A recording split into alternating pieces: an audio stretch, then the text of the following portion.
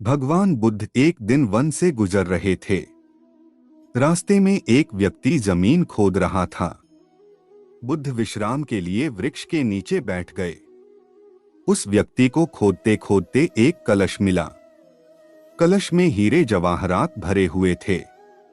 उसने सोचा, आज मेरा भाग्य जाग उठा है।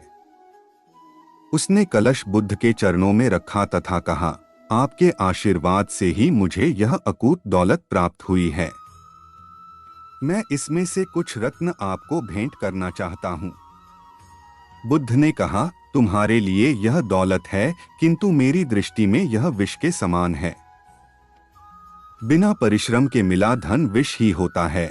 वह व्यक्ति नाराज होकर कलश लेकर चला गया। उसने हीरे जवाहरात बेचकर संपत्ति खरीदी और दरिद्र से धनवान हो गया। किसी ईर्ष्यालु ने राजा से शिकायत कर दी कि जमीन में दबा धन राजकोष का होता है। अमुक व्यक्ति ने उसे निजी काम में लाकर नियम का उल्लंघन किया है। राजा ने उस व्यक्ति को पकड़वाकर बुलवाया और कलश जमा कराने को कहा तो उसने सच्ची बात बता दी कि मैंने हीरे जवाहरात बेचकर संपत्ति खरीद ली है। राजा के आदेश से उसे परिवार सहित जेल में डाल दिया गया। उसकी संपत्ति जब्त कर ली गई। एक दिन राजा जेल के निरीक्षण के लिए गया। उस व्यक्ति से भी मिला। उसने कहा, राजन, मुझे जब वह कलश जमीन से मिला तो बुद्ध वहीं थे। उन्होंने मुझसे कहा था कि इसमें रत्न नहीं विष भरा है। यह सुनकर मैंने उनका अपमान किया था। आज जेल में रहकर मुझे अनुभूति हो रही है कि उनकी बात बिल्कुल सच थी। बिना परिश्रम किए मिला विष ही होता है।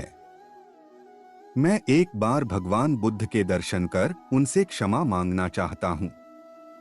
राजा ने भगवान बुद्ध को ससम्मान राज्य में आमंत्रित किया। जेल से निकालकर उस व्यक्ति को बुद्ध के पास ले जाया गया। उसने उनके चरणों में बैठकर क्षमा मांगी तथा कहा, आपकी बात सत्य थी। कलश में वास्तव में विष था जिसने मुझे जेल भिजवाया। बुद्ध के आदेश से राजा ने उसे जेल से रिहा कर दिया। उसने उसी दिन से परिश्रम से प्राप्त धन से जीवन यापन शुरू कर दिया।